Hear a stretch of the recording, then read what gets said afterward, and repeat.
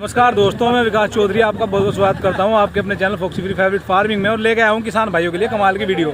दोस्तों आज की शानदार वीडियो में हम आपको जानकारी देंगे कि नर्सरी से गन्ना कैसे उगाएं। पूरी जानकारी आपको मिलेगी इस वीडियो में, आप अंत तक बने रहे। इसके क्या फायदे हैं, क्या नुकसान है, सारा कुछ हम इस वीडियो के माध्यम से आपको जानकारी देंगे। तो चलिए शुरू करते हैं आपका हमारे चैनल में। सबसे पहले एक छोटा सा इंट्रो आप अपना दें।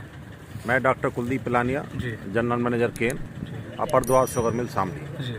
अच्छा सर, यहाँ आप किसानों को क्या करवा रहे हैं? ये हम सोइंग करा रहे हैं। नई वैरायटी है CO 15023। अच्छा, तो उसकी आज हम सोइंग करा रहे हैं। इसके हमने सिंगल बड से पहले इसकी पौध तैयार की थी। अच्छा, उस पौध को फिर आज हम इसकी यहाँ पे जो है ट्रांसप्लांटिंग करा रहे हैं। इसके क्या फायदे हैं सर?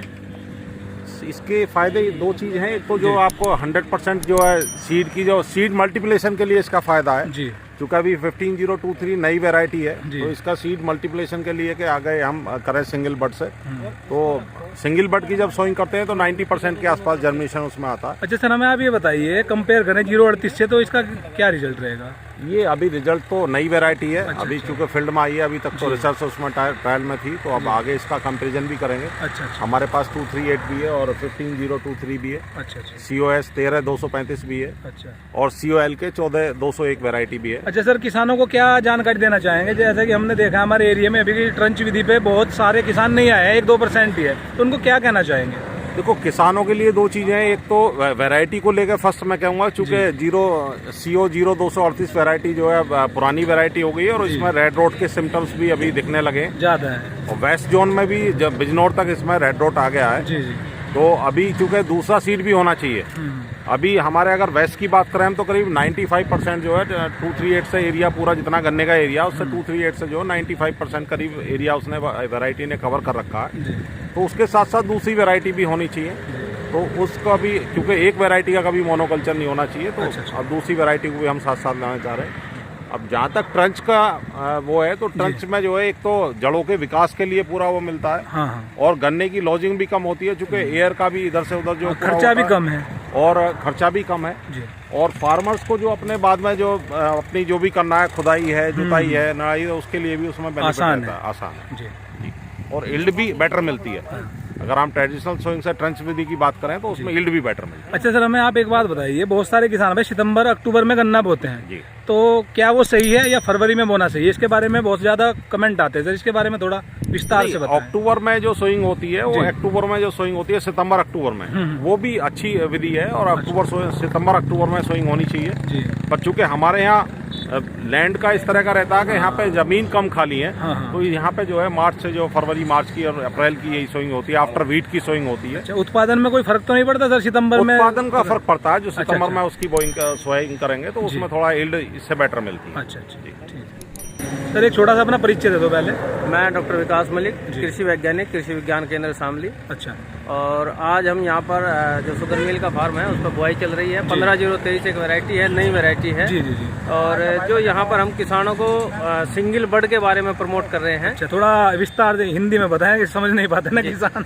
सिंगल बड एक आंख का पौधा हमें तैयार करना है। अच्छा अच्छा अच्छा। वो एक आंख का पौधा तैयार करने के बाद हम उसे खेत में ट्रांसप्लांट करेंगे। पहले उसकी नर्सरी तैयार करते हैं। अच्छा, नर्सरी कैसे तैयार करें उसमें थोड़ा बताएं कैसे? नर्सरी बेसिकली मैं आपको पहले नर्सरी क्यों तैयार करें उसके बारे में थोड़ी जानकारी देता हूँ।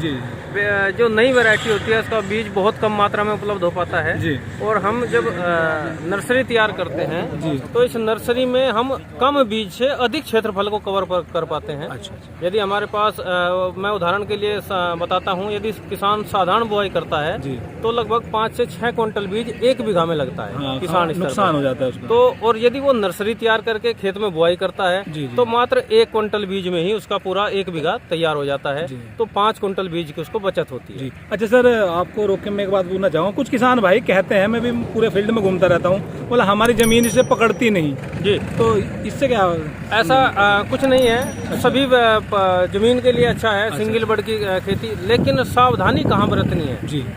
सिंगल बड की पौध तैयार, नर्सरी तैयार करके आप सभी प्रकार के खेतों में लगा सकते हैं, लेकिन यदि आपकी खेत चिकनी और चिकनी दोमट है तो सिंगल बड की सीधी बुआई उस खेतों में ना करें। अच्छा। सीधी बुआई करने से क्या होता है, कभी कभी उसमें कुछ बीमारियां आ जाती है, जैसे पाइनएप्पल नाम का डिजीज एक होता है, अच्छा, अच्छा। जिससे दोनों तरफ के कट एंड होते हैं, वहां से वो अंदर प्रवेश करता है जी। और फिर बर्ड को जमने के बाद भी वो रोकने का कार्य करता है। अच्छा। तो ऐसी परिस्थिति में हम जिन खेतों में पानी लंबे समय रुकता हो, 6-8 घंटे से ज्यादा है, आपने आज पानी लगाया है और अगले दिन तक भी उसमें पानी रहता है, तो ऐसे खेतों में सिंगल बर्ड सीधी बुआई ना करें, नर्सरी तैयार करके आप उन खेतों में बुआई करें तो ज्यादा अच्छे रिजल्ट मिलेंगे। और किसी भी नई प्रजाति को आप रोग मुक्त करना चाहते हैं और बीज को बढ़ाना चाहते हैं तो सिंगल बर्ड सबसे अच्छी विधि है। अच्छा। आप सिंगल बर्ड की नर्सरी तैयार कर लें। नर्सरी कैसे तैयार करें? नर्सरी तैयार करने के 2-3 तरीके हैं। पहला ये है कि आप उसके लिए बेड तैयार करें, उस पर आप नर्सरी तैयार कर सकते हैं।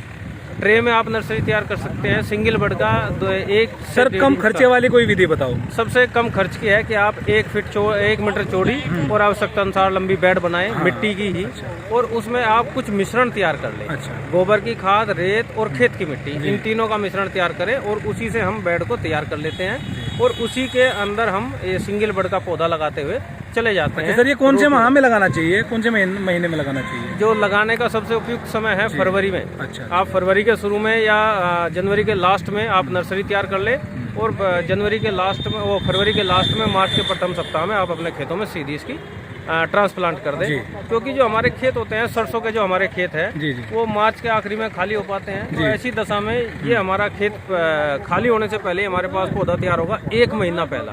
तो हम उसको खेत में ट्रांसप्लांट करेंगे तो वो वहाँ पर 1 महीने से पहले की हमारी खेत वहाँ से माना जाएगा। अच्छा सर, बात करें ये अपने रोग से बचाने के लिए तो कौन कौन सी दवाई प्रयोग करें सस्ते वाली? मार्केट में तो बहुत महंगी महंगी दवाई है। मार्केट में सभी प्रकार की दवाइयाँ उपलब्ध रहती है। जी। सस्ती का क्राइटेरिया नहीं होना चाहिए किसान का। मेरा क्राइटेरिया है कि अच्छी दवाई हो। मतलब अच्छी सस्ती भी है, अच्छी भी है, और जो किसान को इजीली अवेलेबल।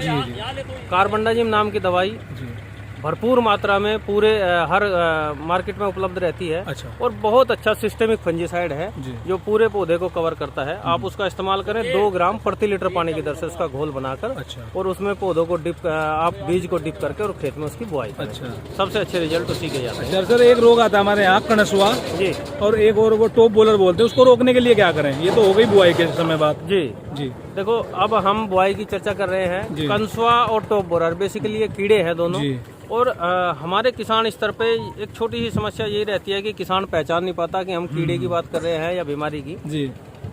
बीमारी आपको रोकने के लिए बीज उपचार सबसे महत्वपूर्ण है। कीड़े को रोकने के लिए आप उसकी अवस्था के अनुसार उसका ट्रीटमेंट करेंगे। कंसुआ आता है, कंसुए से गन्ने की फसल में कोई मुख्य नुकसान नहीं होता। भ्रांतियां हैं, किसान को लगता है कि इसकी गोब सूख गई है तो उसका खेत में नुकसान होगा, लेकिन बिल्कुल नहीं होगा। आप उसके लिए बहुत अच्छी दवाई है, कार्टा हाइड्राक्लोराइड नाम से दवाई आती है, दानेदार है और इको फ्रेंडली है, जमीन को नुकसान नहीं करती, केचुए को नुकसान नहीं करती। और उसके साथ साथ यदि आप उसमें डीटॉपिंग एक टेक्नोलॉजी है, पौधे की यदि हम ऊपर से गोब हटा देते हैं तो पौधे में टिलरिंग बढ़ जाती है। कंसुआ भी उसी का एक प्रकार है। यदि कंसुआ लगता है तो हमारी गोब खराब हो जाती है, आपने उसमें दवाई डाली, कंसुए का अगला लार्वा, एडल्ट सब मर गए, उसके बाद वो अपने आप फुटाव करके आता है। इसलिए कंसुए से कोई ज़्यादा नुकसान नहीं होता है। और रही बात टॉप बोरर की, टॉप बोरर के लिए आवश्यकता अनुसार आप उसकी जब खेत में आना शुरू हो, क्योंकि उसकी कई पीढ़ियां हैं, पर्टिकुलर एक पीढ़ी के बारे में हम चर्चा करेंगे तो वो समय बाध्यता रहेगी कि किस समय की हम बात कर रहे हैं। लेकिन यदि हम 5 पीढ़ी की बात करें तो फरवरी से शुरू होकर और सितंबर तक टॉप बोरर चलता है।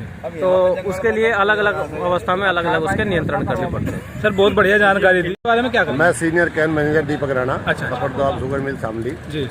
हमने अपनी चीनी मिल में एक अभियान चलाया हुआ है वैरायटी 0238 को बचाने के लिए, क्योंकि हमारे क्षेत्र में 95% वैरायटी है। एकदम इतना दूसरा बीज तो नहीं ला सकते, इसलिए हमने 5T 5T का मतलब है, पहले टी का है टाइमली प्लांटिंग। अच्छा। इस समय से बुआई करी जा। दूसरा है ट्राइकोडर्मा। ट्राइकोडर्मा एक खाद है, वो खाद में मिला के तैयार करा जा और आखिरी जुताई को डाला जाए, जिससे कि रेड रोड से बचाया जा सके।